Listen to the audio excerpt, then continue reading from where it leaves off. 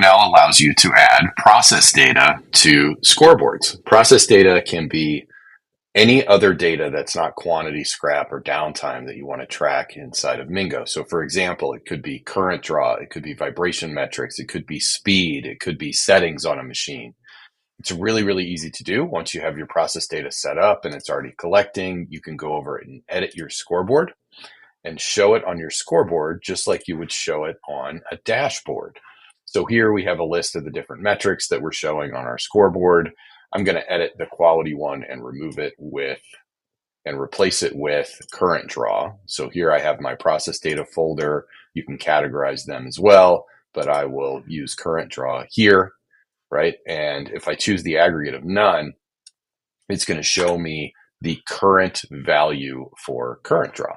So I'll hit update and I'm going to go to my scoreboard after I saved it, and we will now see current draw. You can also change the formatting on this when you set it up as well. So if you only want 1 or 2 digits after the decimal point, you can do that. And as it changes, it will update on the screen.